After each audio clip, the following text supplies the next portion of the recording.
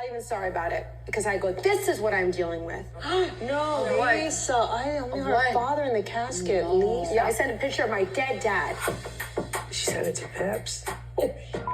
She sent it to Peps. Oh no. No, dead people cannot travel through cyberspace.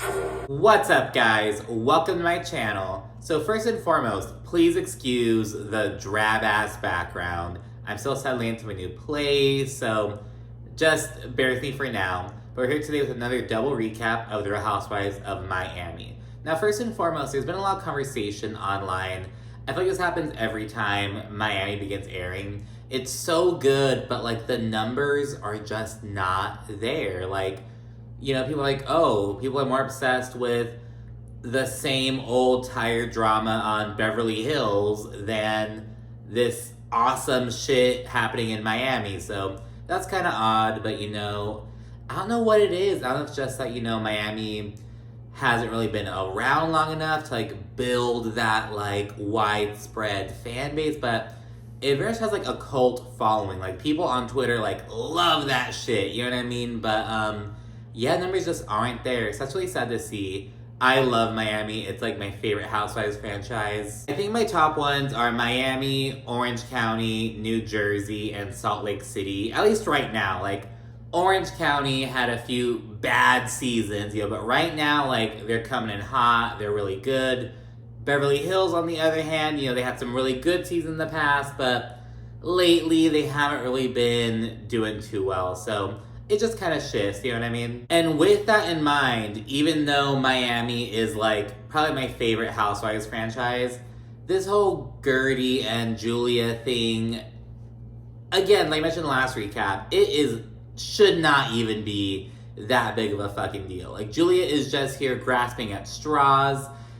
And it's just like, what pissed me off the most about that is even after Julia like threw her drink at Guerdy, all that shit, she like started to kind of show some remorse. And she was like, oh my gosh, I'm so embarrassed. And I was like, oh, like, is Julia feeling badly for what she did to Guerdy? Is she feeling, oh my gosh, why did I do that? Like, I shouldn't have treated Gertie that way. But no, she was embarrassed because Gertie got the best of her. She was embarrassed that she like showed her ass at Marisol's party. She didn't give a fuck about what she did to Gertie. And the fact that, I believe after the second episode, Julia released like a statement online like, oh my gosh, I was going through a lot at the time, blah, blah, blah. But I don't think she said anything after the drink throw. Like, girl, so now you're going to be MIA, now you're not going to take accountability? Like, no. Like, she's gonna have such a hard time at the reunion. Julia is gonna get it. It is like, but yeah, it just shouldn't be that big of a deal. A lot of people are also upset with Kiki because they feel as though Kiki, like, I don't know if they wanted her to stick up for Gertie more, or I don't know what they wanted out of Kiki, but I don't know. Kiki was the only one who kind of got involved on her own. Like, you know, yeah, Marisol, she was like, oh, I don't like this. I don't like what's happening. I don't like that Julia just did that.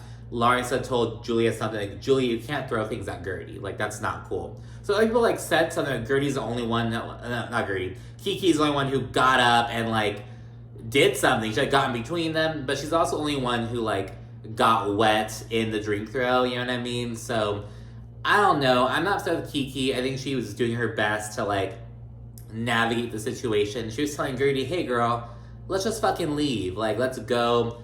There's a little they're speaking in Haitian Creole or French, and they're like, hey, let's just go. But Gertie was standing 10 toes down, refusing, which I also understand. But all I'm saying is that I'm not upset at Kiki.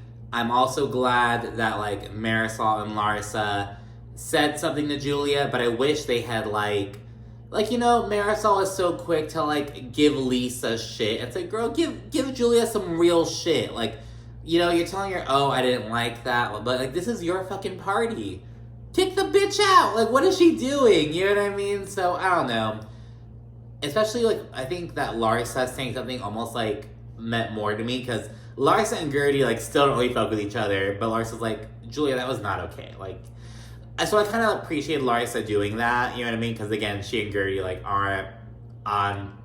I don't even think they've, like, interacted much. Like, they are just not here for each other. So yeah, I was just kind of taken aback by that. We see Stephanie Sojai. She's introduced in episode 4. And yeah, I feel like she's a good fit for the group so far. Nothing too crazy on her, and she's got some drama with Alexia and Lisa. It seems like they've kind of planted the seeds for that already, so we'll see those kind of grow over the season. So yeah, that's her. So these 2 episodes are pretty good. Again, really liking it. I love that we got to see Marisol in her like wedding bliss and shit. So it was a really good 2 episodes. But again, the whole Julia and Guerdy thing, it just did not need to escalate to that level.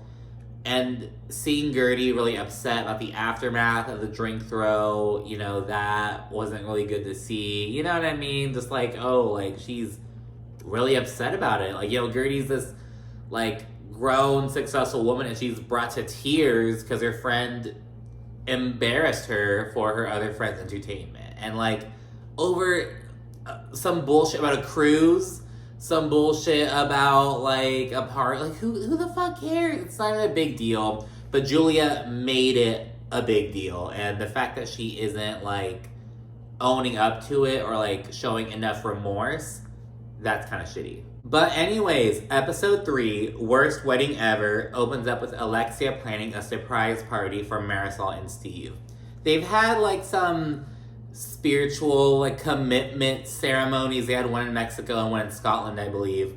But now they're, like, actually making it legal. And it was so sweet because Marisol was explaining, because, you know, she and Steve are getting older.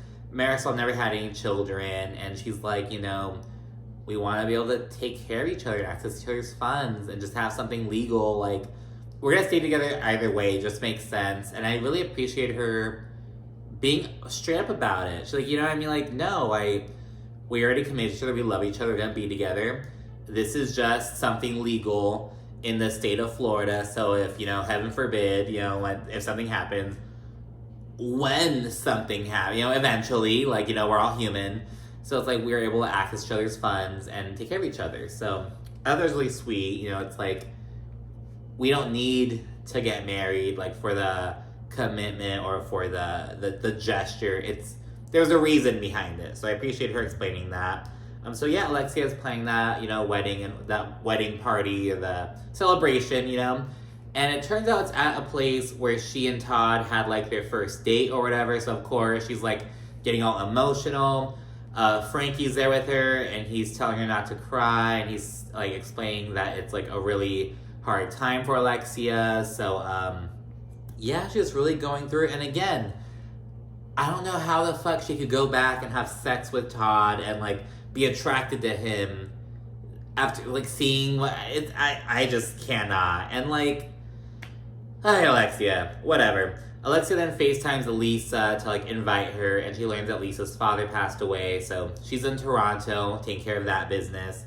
And we see Marisol and her wedding bliss, and she's just so happy. She wishes that her parents could have been there, and she actually notes that after both her parents died, and I think they died, like, around the same time. I don't know who passed first or anything, but she mentioned that she met Steve, like, shortly after that. She feels like it was them. Kind of something similar to what Teresa Giudice was saying about Louis. Like, oh, I feel like my parents sent him to me. Marisol kind of said something similar. So, yeah, we got to see some, like, Mama Elsa, some editing of her in, which I really loved. If my mother could see me, she'd kill me. I don't like this. My mother be like, oh, you don't get on that motorcycle, you will die. So that was a really, really cute scene. And so with Marisol, like, I have such mixed feelings about her. Sometimes I, like, get so annoyed with her. I think, like, in season 4 and part of, like, season 5, I was like, okay, Marisol, like, we get it. Oh, the cockies, blah, blah, blah, blah, blah, blah. But I think towards the end of last season, and I really like Marisol.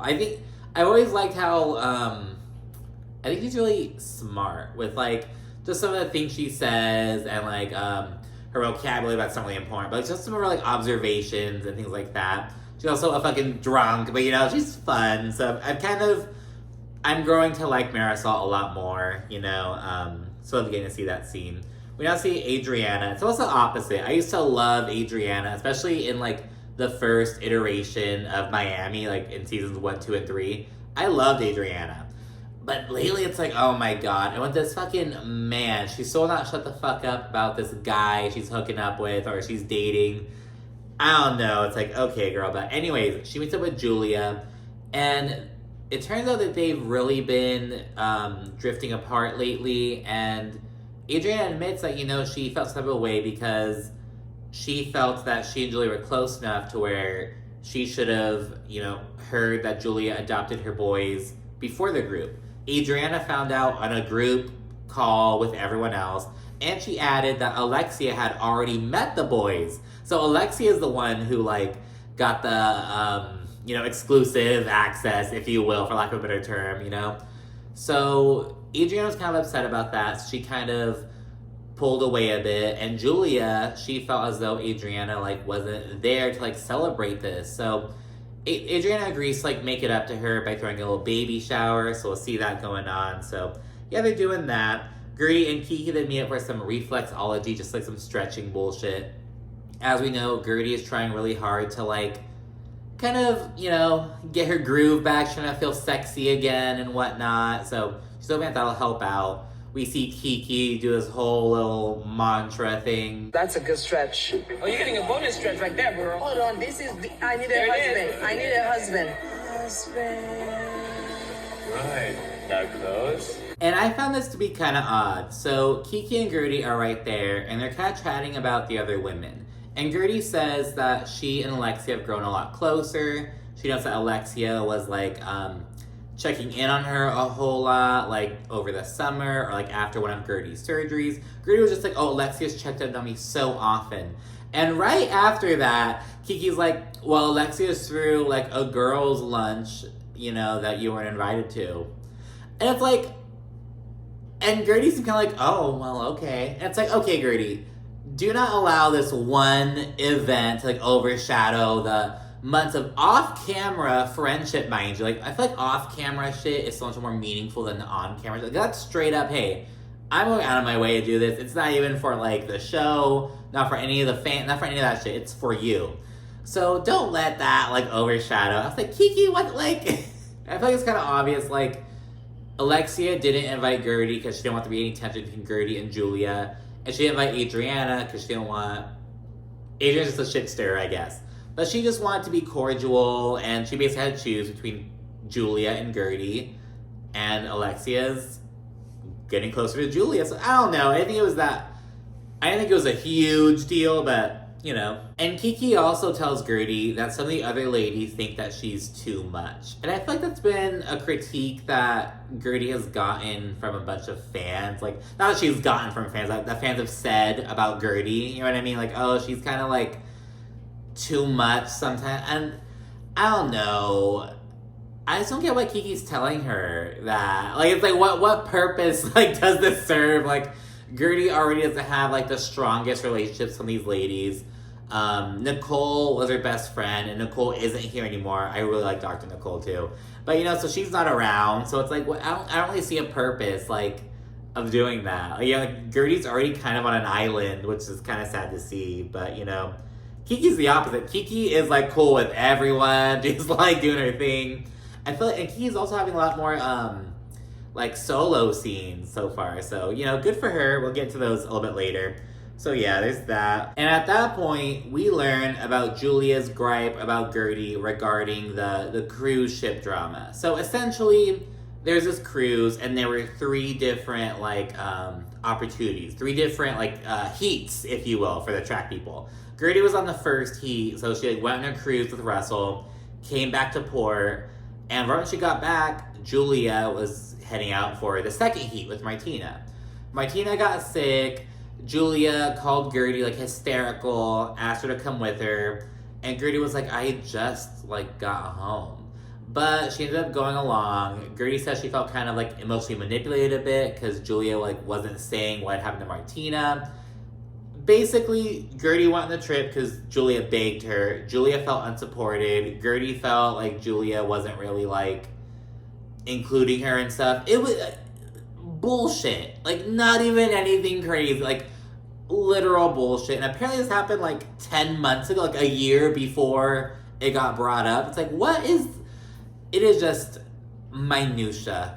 It is just minutia. And all this stuff is just disgusting minutia. We then get a quick scene of Lisa, like, reflecting on her father before his funeral. She was saying that, you know, she was, like, going through some stuff at, like, her family home. Saying she wishes she had, like, let him in sooner. Just, you know, reflecting and whatnot, having a little moment. Kiki then goes to the Museum of Ice Cream with her mom and her daughter. This is what I'm talking about. Kiki's, like, getting solo scenes now. Like, no other people are there. It's just Kiki and her stuff. And she and her mom discuss Kiki's father. So we learned that her dad kicked her out when she was 15 years old. Well, actually, her stepmom kicked her out when Kiki was 15 years old, and her dad, like, let her. Her dad, like, didn't give a fuck. Which almost makes it, like, I don't know if that's worse. Like, what's worse? Like, your dad, like, doing that, or your dad, like, sitting idly by and allowing someone else? I feel like the latter one's almost worse. I don't know. I feel like that would just hit a bit different. Like, wow, you're just letting this bitch do this? Like, whatever. But yeah, they kicked her out when she was 15 years old for modeling. She, you know, had a really... She was like at Burger King, getting stuff together. She had her son, and she, you know, obviously she got to this point. She's a successful model, doing her thing now, but it was really tough. And she notes that she didn't speak to her father for years, and rightfully so. Like, what the hell? But she talked to him for a really long time, and her mother, all of her uncles and aunts were like, Kiki, you have to forgive your father. He's your father. And it's like, what were they telling your dad for kicking you out? And granted, these are probably people from her mother's side of the family, so... But it's kind of like... I don't know. I'm just, like... There are even certain things, like, in my family. Like, I would not let that shit slide. You know, it's just different things. I'll never know because I've never been in those, like, shoes. But no, it's like... I don't know, just that hearing like, oh, yeah, my dad did this really shitty stuff to me, and my family's like, pushed me to forgive him, and it's like, no, fuck him, like, what? Be on my side. But of course, and there's the argument of like, well, we are on Kiki's side. We're encouraging her to mend fences with her father, because it's for her best, like, in her best interest. I don't know, but she's kind of just exploring that, and she notes that she's kind of trying to build more relationship with her father and, you know, have him get to know her kids a lot more. So her son is, like, 19, her daughter is, like, 4, and, like, her 19-year-old son, like, doesn't know him whatsoever. So, yeah, there's that. And Kiki notes that seeing Lisa's situation really makes her consider reconciling with her own father. So, yeah, there's that. And finally, we see everyone roll up to Marisol's surprise party. And we see this awkward-ass interaction that Alexia delivers while discussing these earrings that she got. Like your earrings, really pretty. Thank you. This is a gift from Todd. You know, he does have good taste. Oh, they got a lot of bling. Yeah. Yeah, I love these. Larsa asks Alexia how she's doing with the Todd stuff, and she is perplexed because Alexia is literally just sitting around waiting to see if Todd wants to be with her or not. Alexia's like, you know, the ball is in his court. It's like, at the luncheon with Johnny, didn't they, like, tell you, no, girl, like, the power's in your hands, bitch, like, the ball's in your court, like, you know, and she's still back to her same old stuff, like, no, it's on him, it's his decision, and Larsa's like, no, that is a decision in and of itself, like, fuck that, I'm not gonna sit around and wait for some man to say he wants to be with me, like, what the hell, so... Yeah, I really agree with Larsa. Like, Alexia's twiddling her thumbs, waiting to see if Todd is going to divorce her or not. And it's like, get up, girl. It is just so ridiculous. And right before Gertie arrives, Kiki says that Gertie believes that Julia is brainwashing the group against her. I think that was Gertie's response to Kiki saying, oh yeah, the group thinks that you're too much. I think Gertie was like, oh, it's probably because Julia is getting in their ear. But I've heard people say this about Gertie, like, since Gertie first came on, you know, like, in season 4. So, yeah, I don't think that's Julia brainwashing by any means. And again, Kiki, what are you doing? Like, Kiki is just, she's going for that fucking, that full-time spot, damn it, because, yeah, she is just, oh my goodness. Gertie arrives, and she goes to the bar for a drink, and she makes a comment about a tipping jar. She's like, oh, no tipping jar, thank God. And people online were like, oh, like, they're all fucking like, oh, Gertie doesn't support the working class. But Gertie's expressed she's an event planner. She's like, no, the tip jars look tacky. That's on the host to make sure they're like properly paid and all that shit. Like, don't have the guests like give their one. So it was consistent. It was like a one-off thing. I thought it was so funny. People were like upset about that.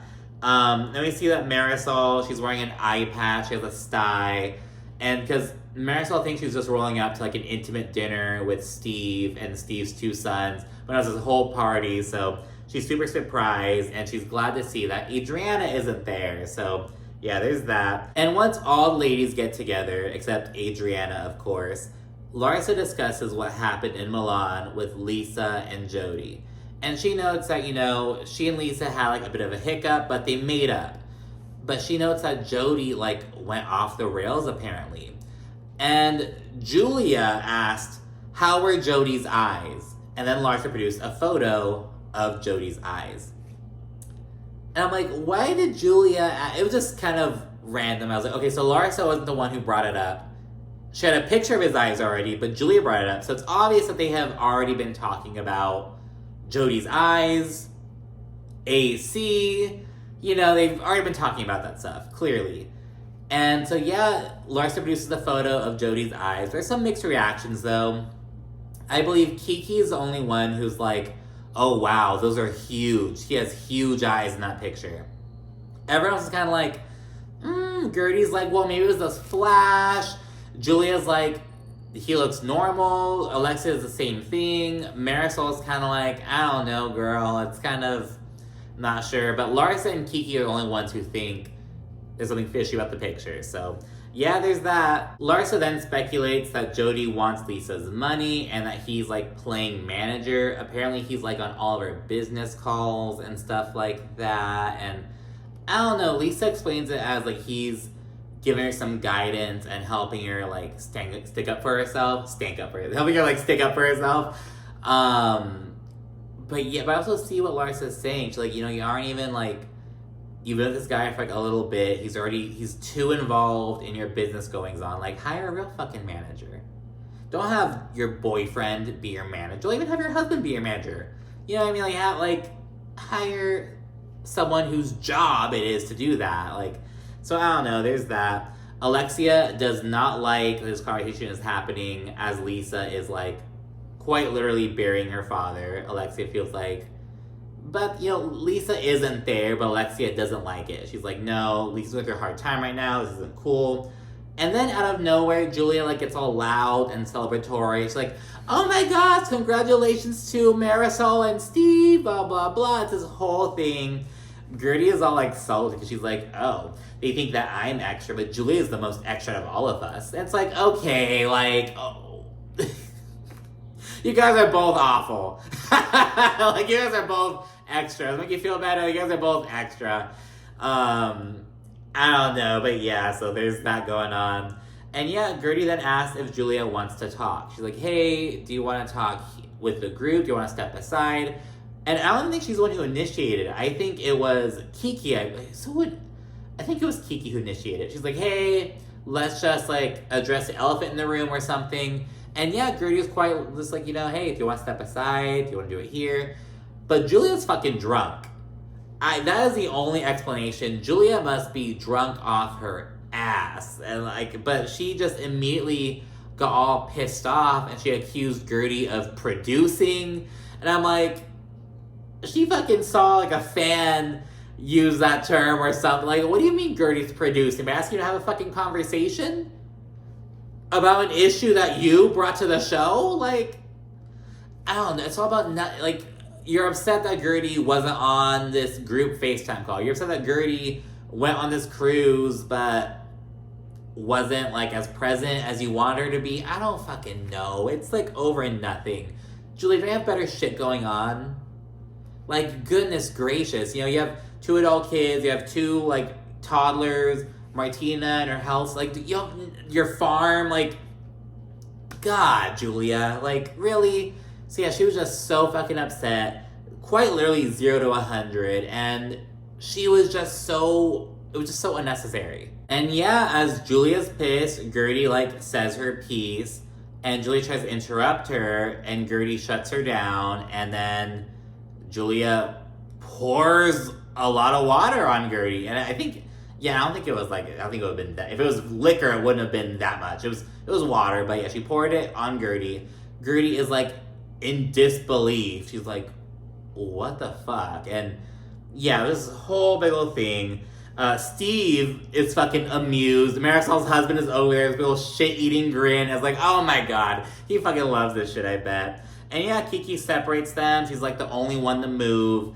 Larsa tells Julia, hey, you can't throw things at her. Marisol kind of says something as well. Like, I think it was just like shocked. Because again, it was out of nowhere. It was like over nothing. And Julia says that Gertie was on the cruise for like self-serving reasons. And it's like, hold on, girl. Gertie had just gotten back from being on the same cruise with her husband. And you know when you get back from even if it's a fun, amazing vacation, bitch, once you're back home, once vacation's over, you want to just rest. And you know what I mean? Like, the last thing you want to do is like pack your bags again, go back on the same damn ship, and like, I'm sure that there were a plethora of other things that Gertie would have rather been doing, but she went for Julia. But Julia thinks that Gertie was there to like network or like social climb, and like, maybe that's part of like Gertie's personality. Maybe she's like she's a talker. She's like, they're the network and they meet people, but like, do you think she was there to do that? She was there for you. Like, and in response to this absurd-ass accusation, Gertie says that the real issue is that Julia left Martina during her health scare to go on vacation. And Julia is upset about that, and by taking accountability, she's unleashing her anger on Gertie.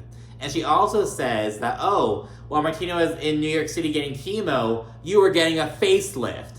Oh, and Julia did not like that. But yeah, I was like, Gertie, yeah, come out swinging. You fucking threw water on her, like, for no reason to. Like, Gertie was calm, cool, collected, for no reason. You know what I mean? Like, Julia just escalated out of nowhere. She's gonna have a tough reunion, and none of those fucking vodka pickle shots are gonna save her. At that point, Kiki tells Gertie in a Haitian Creole that she wants to leave. Like, hey, let's just fucking go. Gertie, she doesn't want to go. She's like, no, I'm refusing. I'm not going anywhere, blah, blah, blah. And yeah, Kiki leaves, and the focus then returns to Marisol's wedding celebration. And the episode ends with Julia telling Lars that she feels horrible because she stooped to Gertie's level. She doesn't feel horrible as she threw a drink on Gertie. She feels bad, oh my gosh, I embarrassed myself from Marisol, oh my goodness. And it's like, that's what pissed me off. When I saw Julia crying, like, towards the end of the event, I was like, okay, is she feeling remorseful? Is she like, damn, I fucked up, I don't know what came over me? Nope. So that was episode 3, and episode 4, Boogers and Birkins, picks up one day after the wedding celebration drama. And Julia and Gertie are respectively sharing their perspectives, you know. Julia is playing the fucking victim, and Gertie is rightfully upset and finding some comfort in some of the other ladies and whatnot, so that's good to see. And then we get the taglines. Alexia's is, I may be a Cuban doll, but I'm no one's toy. Clever, you know, she's the Cuban doll, that's her whole tagline and whatnot, but you're kind of being Todd's toy. You're no one's toy except Todd's. Next, Boo, you know, doesn't really, like, she's still hooking up with Todd. It's like, oh, you're no one's toy, but letting Todd play you, like, really, Alexia? Nice try, girl. I think Larsa's is my favorite. It's hard to get on my bad side because I don't have one. It's like, okay, Miss Selfie Queen, she's like so self-absorbed. Like, it makes sense. I think it's clever. You know, I think Larsa's a winner, in my opinion. Gertie's is, I'm a fierce fighter and an even stronger survivor. Of course, you know, looking at her cancer diagnosis and her overcoming that and her life after cancer, pretty much. So it's paying homage to that aspect of her life. Julia's, my chicken coop is full, and now so is my house. And I would just say this because Julia is like public enemy number 1 right now in this show, but like, it's just boring. Your chickens, oh, okay, girl. But again, it's speaking to like this life development that she's you know, she has going on. So there's that. Lisa, I may not be prompt, but I'm worth the wait. I was kind of confused about this one at first, because I was like, what was the wait? Like, what's happening? But it turns out that in the next episode, some drama between her and Stephanie is going to come up because Lisa was, like, late to something. So I'm like, girl, you're making your whole tagline around being late because you have some drama with the new girl on the block. You're letting this new girl dictate your tagline. I don't know. I expected better from Lisa, to be honest. And then we have Stephanie. I don't just sell luxury. I live it. Again, kind of boring. Yeah, she's a first season person, so she's a newbie. But yeah, it's just boring, you know? We get it, you're a realtor, or you married this real estate mogul, and she's, you know, has a position there now. So yeah, I don't know. Those are the taglines. Again, I think Larsa's was the best. Julia's was probably the worst, so there's that. And now we're back to Gertie, and she's at home, and she decorated the fuck out of her house for Halloween. And this makes her super happy. Her 17-year-old son, like, doesn't give a shit, but I think he's 11? Her 11-year-old son is, like, super happy and excited and whatnot, so Gertie's really happy about that. You know, she's a party planner. It's, like, brings her back into, like, her happy space, so she's having fun with that. And once the kids step aside, she and Russell sit down, and we learn how pissed he is over what happened at Marisol's party. That picture in my mind with this big woman, tall woman, standing over you is upsetting. And Gertie ends up breaking down, and she says that Julia, like, violated her in front of her friends for their entertainment. And she gets really emotional and confessional. She's like, I've never felt so, like, degraded. Like, she's trying to make me feel lesser than. I've just, like, this really got to Gertie. And, you know, again, seeing her, she mentions that it takes her back to, like, being in junior high school. She's already been through this shit. Like, what's happening? And she was cool with Julia. Like, as she's so caught off guard. This makes me wish that she had Dr. Nicole on her side. And we'll see her, she was in the trailer. We'll see Nicole at some point this season at, like, a lunch with Gertie. But, like, I wish Nicole was, like, there to, like, have Gertie's back. You know what I mean? Like, that's just awful. So yeah, there's that. And Russell wishes that the group had, like, you know, considered that Gertie just went through these, like, health issues. She's going through a lot right now. And he's disappointed in the group for not rushing to Gertie's defense, essentially. You know, Kiki's really the only one who, like, stepped up for Gertie. And I wish Dr. Nicole had been there to, like, do the same, you know. But yeah, it is what it is. Julia, she tells Martina that Gertie is, like, waging war against their family, all this shit, and it's like, okay, girl, of course she's embarrassed for ruining Marisol's celebration. She's not embarrassed for acting like a fucking fool, but she's embarrassed for doing it in that setting, I guess. So, yeah, there's that. She also says that Gertie's facelift accusations were false. She's like, I was in Paris visiting my daughter. I wasn't getting a facelift, so there's all of that. But I'm like, I don't know, that was a very specific allegation from Gertie, so there's that. And Julia says that she texted Gertie to apologize, but she didn't hear anything back from her. It's like, yeah, fuck you, Julia. Like, okay, like, all of a sudden, so whatever. And Julia says, I'm not gonna go down to her level. Really, girl? She's acting like, she is just so oblivious. Like, what is going on? And in spite of everything that happened, she still wants to invite Gertie to her baby shower. And Gertie doesn't end up going. She's out of town in New York City, but, like, how are you gonna throw some water on me and then invite me to, like, to bring you a present for your children? Like, fuck you. Like, oh my goodness. Next up, we see Larsa introduce Stephanie, whom she met through Caroline Stanberry. So we get a little housewives connection there, you know. And yeah, she's on a private jet. She's married to a real estate developer. She later shares that she was 26 and met her husband at a Miami Heat game when he was 50. So yeah, there's that. A little bit more about her. They're on a private jet and they're flying to Orlando to pick up her dogs. I guess their groomer is in Orlando. I don't fucking know. That's why they're going to Orlando, just hanging out and whatnot. Once Stephanie gets there and like gets off the plane, meet her parents and get the dogs from them, all that jazz, Larsa's on the plane and FaceTimes Marisol. And Marisol tells her that Alexia and Todd have decided to ask the judge to basically give them an extension. Like, you know, because they had a certain amount of time to basically file for divorce, or else it like just got, the proceedings wouldn't go through or anything. They're like, can we have some more time?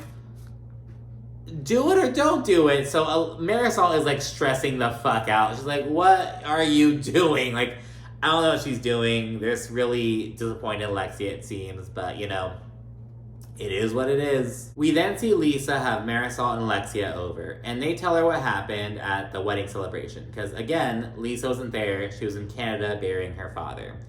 And Marisol tells her about Larsa's accusations regarding Jody being amped up and whatnot. And Lisa denies that Jody yelled at Larsa. She's like, no, he like doesn't do that. It's not his style. Like, what the fuck? And she's also confused about the eyes comment and the speculation of being controlling. Lisa's just like, I don't understand where this is coming from. What is this? Blah, blah, blah. And so we're in the eyes thing. She's like, what does she mean by that? And Marisol's like, I don't know, Lisa. Like, girl, yes, you fucking do. She's like, I don't know, girl. But anyways, Lisa says that she was aware of all this conversation because a little birdie told her about what went down. And Marisol's like, who told you? But Lisa is remaining mum. She's like, I'm not a snitch, I'm not sharing. So yeah, there's that. And we also learned that after Lisa got told about Larsa shit-talking her pretty much, she proceeded to text Larsa a picture of her dead father in his casket. She was like, this is what I'm dealing with. And Marisol, I don't think Alexia saw, but Marisol saw the phone, like, oh my God, Lisa, are you serious? In the confessional, she's like, dead people can't travel through cyberspace. And I thought that was iconic. It was like, you know what? That's a good fucking point. Dead people cannot travel through cyberspace. Like, you'll text a picture of your dead dad to a bitch she doesn't like that you're fighting with. Like, oh my goodness. But yeah, there was that. Then we see Larsa. She calls her friend Jack. And he was the guy who was in Milan with them.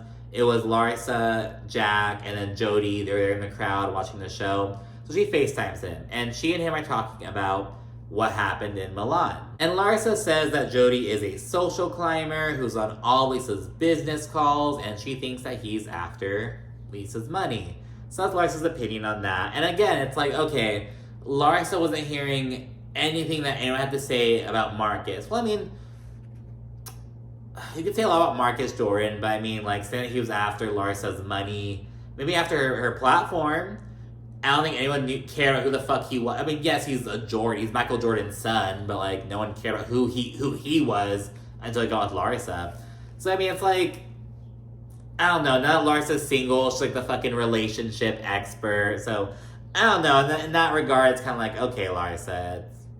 I don't know if I'd be taking your critique super seriously either, but go off, I guess. We then see another solo Kiki scene. She picks up her father from the airport, and she shares some of the history between them, that, again, he kicked her out at a young age. He, like, had to kind of fend for herself, and she eventually kind of softened her walls a bit and started letting him in again. So she picked up from the airport, and in the car, she's like, you're gonna be here for a little while, you know, don't go back to Haiti. Like, she's kind of really trying, like, make you feel comfortable, I guess, but he's like, no, I have to go back.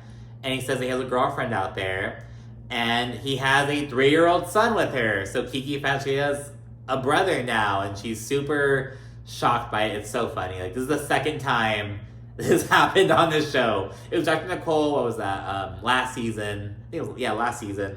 And Kiki this season. Like, I have a young sibling? Like, what the hell? So yeah, there's that. And yeah, Kiki goes on to like kind of get her dad's ass a little bit for not making an effort, for being a deadbeat grandpa pretty much, like not putting an effort with her son. He like doesn't know that her son's in college, that he's, you know, he's a 19-year-old growing man, and you're not a part of his life. He doesn't know who you are. So she kind of gives him shit about that. And, you know, I don't know what Kiki is expecting out of this, but yeah, her dad seems kind of not very present. But anyways, when see Larsa, Marisol, and Julia, they all link up. And Stephanie and Alexia are en route, you know, heading over as well. And before Stephanie arrives, Julia asks about her. She doesn't know her at all. She's like, oh, who's this new girl? And Larsa explains her a little bit. And it's so funny because Julia's like, oh, I'll have to like introduce her or like invite her to my farm. And they're like, no, that's not her thing. She's super bougie. Bitch, it turns out that Stephanie grew up on a farm. Like, she spent like 3 months out of the year in Colombia all the time. Like, her family has a farm down there. So she's like hella with it. But Larsa tells Julia, oh, you know, she like doesn't really like kids. And this seems to really like Julia was like, a woman who doesn't like kids? Like, Julia seemed really, like, perplexed by this. She kind of had an awkward interaction with Stephanie when she first got there, too. Like, I think it's because Julia was put off by Larsa saying that Stephanie doesn't like kids. I wonder if she's gonna have an issue with that. Because, like, I don't dislike kids. I just don't have any. Or, like, I just don't want kids, but I don't dislike. Yeah, I don't know if she'll have an issue with that, but I think that's why Julia was kind of put off by her at first. But they hit it off really well. Stephanie's there, and they're all clicking and vibing and whatnot, so there's that happening. And something I found odd about Stephanie is that she's very, like, Birkin-centric. And I know everyone loves, like, Birkins, but she's just so, like, it's almost like, have you never had one before? Like, because she's so, like, oh, boogers and Birkins don't mix. When she gets there, Larissa's like, oh, here, you can put your bag on this chair. She touches the purse. And so it's like, no, like, I have separation anxiety, don't touch the Birkin. Like, she's just a very, like, my Birkin. And it's like, that's so, like, fucking, like, 8 years ago. Or like 6 years ago. Like, oh, the Birkin. It's like, okay, girl. Like, I don't know. I feel like it's just a few years too late. But, you know, there's that. And Alexia is super late. She actually doesn't even end up showing up. She has, like, a headache. And ladies are like, oh, you're with Todd, I bet. But it's like, no, I swear I actually do have a headache. And Stephanie's like, my one pet peeve is that I cannot stand when people are late. And again, it seems like, you know, that's going to be the basis or drama with Lisa, apparently. I still can't believe that Lisa made her whole tagline around that. Like, you're going to base your tagline off some drama that the new girl brings? Like, get up, Lisa. Like, she's been since the second season. Like, girl, she should be making a tagline around you. Like, fuck that. But yeah, so Stephanie hates lateness, I guess, so we'll see what happens with that. And now we get Julia's baby shower. And as soon as Stephanie arrives, she immediately goes to Alexia. And it seems like Stephanie and Alexia know each other already, but they aren't, like, friends. They're, like, acquaintances, it seems. She immediately offers Alexia some unsolicited advice about Todd. And she acknowledges, she's like, oh, hey, can I, like, overstep my boundaries for a second? And she tells Alexia, hey, when God takes out the trash for you, when God removes the fucking garbage out of your life, you don't go digging back for it. You don't go looking for the garbage again. And Alexia, like, she receives it. She's like, oh, okay, well, I have to figure that out for myself. She's like, she doesn't, you know, respond or anything like that, or anything crazy. But she was, like, really put off by that in the confessional. She's like, I think that's not her place. I do not know her like that. That's not cool of her to say that about my husband. So Alexia doesn't like that. I have to agree. It's like, okay, Stephanie, like, but again, she's coming in and getting it poppin'. I feel like Stephanie's entrance is gonna be kind of similar to Bronwyn's on Salt Lake City, I feel. I don't know, I feel like just coming in, trying to, like, shake shit up, you know. So yeah, there's that. Lisa arrives and she's straight up ignoring Larsa. Gertie isn't there because she's in NYC. But again, how the fuck are you gonna invite Gertie after you, like, assaulted her like that? Like, 'cause you dumped water on her for no reason. You were not even in conflict with her like that. Like, it was just so ridiculous. Adriana, she gives a nice speech for Julia and whatnot. And, of course, Martina as well. They're both there. And Alexia then adds on to this. And it is so clear she's just trying to fucking get on Adriana's nerve. Like, Alexia and Marisol hate Adriana. They just have history. Like, you can tell Adriana's kind of annoyed with that, you know. They're kind of have a little bit of a competition type thing. Marisol is referring to, like, bridesmaids. Kind of similar vibe. Just competing to, like, show they're, like, a better friend to Julia or whatever. We see the boys for the first time. We see them like on the screen, not like at the event. But so yeah, there's that going on. After the speeches, they play some games and whatnot. They play that disgusting ass diaper game where you're supposed to like guess the. But I thought that was usually played with like different chocolates. But they're going the extra step, and like Kiki got one that had like red beans, lentils, and spinach. Like it was disgusting. And Lisa, it got to Lisa. That's all I'm gonna say. I think somebody in this diaper and gave it to me. I'm thinking it could be Larsa. She wants me to eat her They then segue to some truth or dare, and it goes really well. It's all super fun and whatnot. Until at one point, Larsa gets a question that's like, oh, what do you like regret? Or what's one thing you regret? She's like, the one thing I regret is being too loyal. Because it always just bites me in the ass. And of course, Lisa's there fucking simmering, but nothing happened. It's just chill. And Lisa, who says that she's kind of tipsy, she interacts with Stephanie, and she's like, oh, I've been wanting to meet you. People have been saying we should meet, that we should like get together. I guess they like heard of one another and whatnot. And Lisa then says, oh, I just know that you're super rich. And she's like, I want to be friends because you have a yacht and a private jet. And I want to be friends with people who have yachts and private jets. And Stephanie's really put off by this. She's like, oh, well, would you want to be my friend if I invited you to my Colombian farm and invited you to have chicken noodle soup and eat bull testicles? Would you be my friend then? I'm like, I don't think Lisa would.